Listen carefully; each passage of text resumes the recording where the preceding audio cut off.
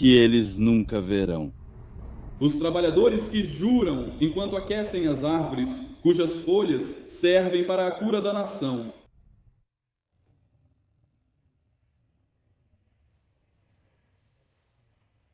Obrigado.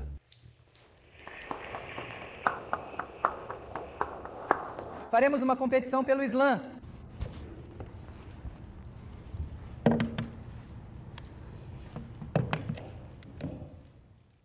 Bismillahirrahmanirrahim. Inicio em nome de Deus, o mais benevolente e misericordioso, e saúdo a todos com assalamu alaikum. O que significa que a paz e as bênçãos de Deus estejam sobre cada um de vocês e que a orientação de Deus esteja sobre cada um de vocês. Meus respeitados clérigos, líderes comunitários, prefeito e queridos vizinhos, irmãos e irmãs em humanidade. Quando recebi o convite para vir e falar aqui neste encontro de ação de graças, isso me lembrou que a gratidão é muito importante. Antes de vir para cá, eu estava assistindo a um vídeo no YouTube que realmente tocou meu coração e acho que a narração desse vídeo é muito importante para nós conhecermos. Então, um jovem deu uma breve entrevista e a conclusão dessa entrevista foi, na verdade, apenas uma palavra. Então, a câmera estava focando nesse jovem que estava deitado em um hospital improvisado e o cinegrafista se aproximou dele e perguntou: "Você sabe quantos anos você tem?" Então ele disse: 4, e o cinegrafista perguntou: "Então, o que aconteceu com você?" Então ele disse: "Meu estômago está doendo, eu levei um tiro no estômago." Então o cinegrafista fez a ele essa pergunta importante: qual mensagem você tem para o mundo? Qual mensagem você tem para a humanidade? Qual mensagem você tem para o Criador? Então ele disse uma palavra, e essa palavra é esta. Muçulmanos, vocês sabem disso. Alhamdulillah significa todo louvor seja para Deus. Então, apesar do fato de que ele estava sofrendo em agonia e dor, ele era grato ao Criador, porque ele ainda percebia que sim, ele ainda podia ver, ainda tinha olhos, ainda tinha ouvidos, ainda podia falar. Mas então ele percebeu que a maior bênção que ele tinha naquele momento era a fé que Deus havia lhe dado. Então, por esse motivo, ele não reclamava da humanidade, dos vizinhos, não reclamava do Criador, a palavra que ele pronunciou. Com calma e um sorriso ele disse: Alhamdulillah, todo louvor a Deus. Quando estamos aqui como seres humanos, irmãos e irmãs na humanidade, quando falamos sobre agradecer ao Criador e ser gratos ao Criador, é importante para nós perceber que nossa gratidão às vezes parece egoísta, vazia e oca. Se não estivermos conscientes do sofrimento das pessoas ao nosso redor, sejam eles nossos nativos americanos que estão sofrendo, sejam nossos irmãos e irmãs hispânicos, sejam nossos irmãos e irmãs negros afro-americanos, sejam nossos irmãos e irmãs judeus, sejam nossos irmãos e irmãs palestinos, a humanidade está quebrada, porém a boa notícia é que Deus está presente, a orientação de Deus está lá. Então precisamos aprender lições de como a humanidade no passado. Como foi que aconteceu? Eles se uniram sob a orientação de Deus e se ajudaram mesmo com diferenças raciais, étnicas e religiosas. Então quero chamar a atenção de todos nós para uma passagem muito importante do Alcorão. Isso está no capítulo 14 do Alcorão, que é a Surata Ibrahim, versículo número 7. É um trecho curto, só vou traduzir para vocês. Então Deus está dizendo, falando para todos nós, Deus está dizendo que devemos ser gratos a Deus, agradecer a Deus, para que Deus possa nos aumentar. Então, o que isso significa? Deus vai te aumentar? O que Deus está dizendo é que Ele vai aumentar suas bênçãos. Então, seja grato a Deus pelas coisas boas que Deus te deu. E então, obviamente, no restante das passagens do Alcorão, Deus está dizendo para ajudar uns aos outros, ajudar a humanidade. Deus fez vocês de diferentes formas, raças e tribos, para que possam se unir e ajudar uns aos outros. Então, nessa sociedade quebrada, enquanto nos reunimos aqui para agradecer ao Criador, quais são os exemplos em nossa história em que a humanidade se uniu para ajudar uns aos outros?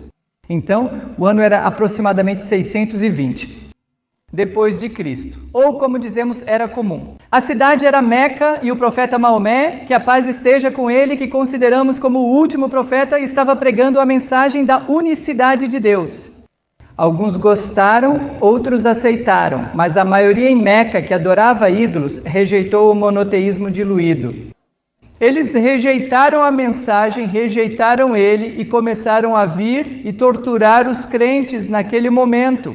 O profeta, que a paz esteja com ele, certo? Muhammad, que a paz esteja com ele. Ele estava procurando por alguma ajuda, alguém que pudesse ajudá-lo. Qual superpotência, povo, raça ou religião daquela época? Então ele percebeu que a noroeste de Meca havia um país, o país do Egito, e então ele percebeu que o Egito daquela época era Abissínia.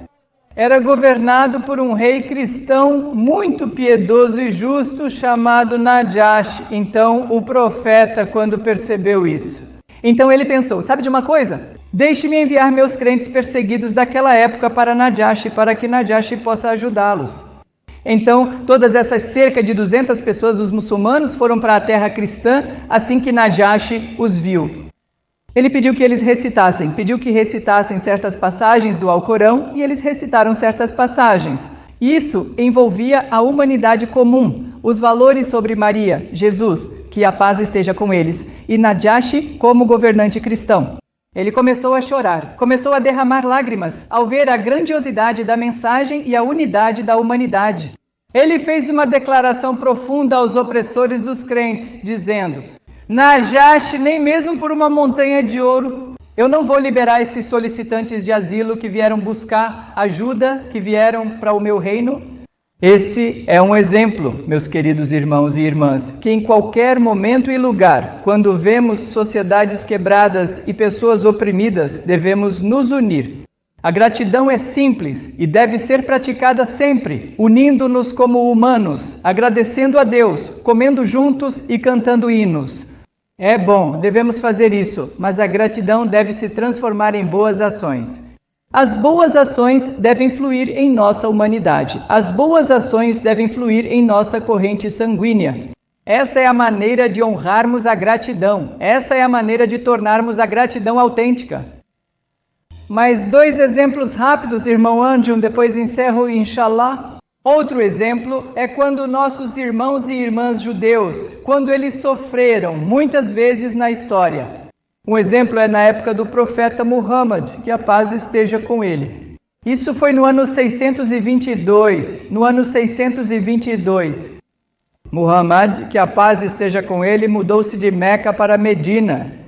Certo? Então ele se mudou para lá e assim que chegou viu uma grande tribo judaica, na verdade muitas tribos lá em cima. Então, uma das primeiras coisas que ele fez foi perceber que o povo judeu naquela época era perseguido pelos bizantinos, pelos romanos, pelos persas e por todas as superpotências daquela época. Segundo a orientação de Deus, Muhammad, que a paz esteja com ele. Ele fez uma constituição chamada Constituição de Medina. E a Constituição de Medina diz que os muçulmanos e o povo judeu, nós seremos um só povo, cuidaremos uns dos outros. O povo judeu vive entre nós no verdadeiro Estado Islâmico. Daremos a vocês liberdade, proteção, direito às sinagogas, cultura e leis penais. Vocês sabem, mantenham todas as bênçãos maravilhosas que têm. Levando aquele incidente em consideração. Um estudioso judeu chamado Dr. David Wallerstein no Jornal Judaico, em 12 de maio de 2012. O Dr. Wallerstein escreveu um artigo realmente importante. E a principal mensagem do artigo, o título do artigo era este: Então, o que os muçulmanos fizeram pelos judeus? E a primeira frase que ele escreveu, o Dr. Wallerstein, foi que o Islã salvou o povo judeu. O Islã salvou os judeus quando estavam quase extintos. Veja, isso é humanidade, isso é a orientação de Deus, isso é gratidão fluindo em boas ações. Na história, muitas vezes, judeus e cristãos ajudaram uns aos outros. Por exemplo, me vem rápido à mente a Espanha muçulmana. Era uma cultura próspera, onde muçulmanos, judeus, cristãos e pessoas de várias crenças conviviam e prosperavam juntos. Isso é uma sociedade utópica. Quando o prefeito e outros vieram aqui falar sobre justiça e paz, isso é justiça e paz. Essas são as lições que podemos aprender com essa história. Então, por último, mas não menos importante, quando se trata da humanidade compartilhada, da igualdade compartilhada que temos. Você sabe o profeta Maomé, que a paz esteja com ele naquela época na Arábia e no mundo. A humanidade estava em tensão por causa de muito racismo naquela época. Então Maomé, que a paz esteja com ele. Ele fez uma declaração profunda que foi praticada várias vezes. Ele fez essa declaração de que um árabe não é superior a um não árabe, porque os árabes costumavam se gabar dizendo, nós somos superiores. Então ele disse, um árabe não é superior a um não árabe, e um não árabe não é superior a um árabe. Uma pessoa branca não é superior a uma pessoa negra, e uma pessoa negra não é superior a uma pessoa branca. Então ele disse, a melhor pessoa aos olhos de Deus é a pessoa piedosa.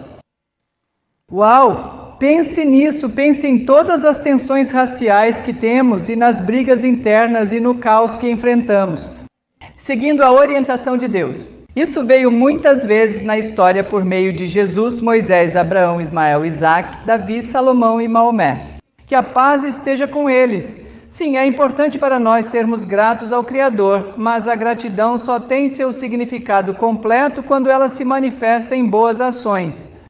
Certa vez o profeta Maomé, que a paz esteja com ele, estava em uma rua de Medina. Por favor, ouça. Ele estava de pé em uma rua de Medina e havia um funeral passando, e Maomé, que a paz esteja com ele. De maneira educada e silenciosa, ele se levantou para demonstrar respeito ao funeral. Mas alguns dos muçulmanos daquela época perguntaram ao profeta, por que você está de pé? Esse é apenas um judeu. O profeta não ficou feliz com essa afirmação, ele disse aos crentes daquela época, ele não é uma alma humana? Igualdade de vida, igualdade de humanidade, irmãos e irmãs em humanidade.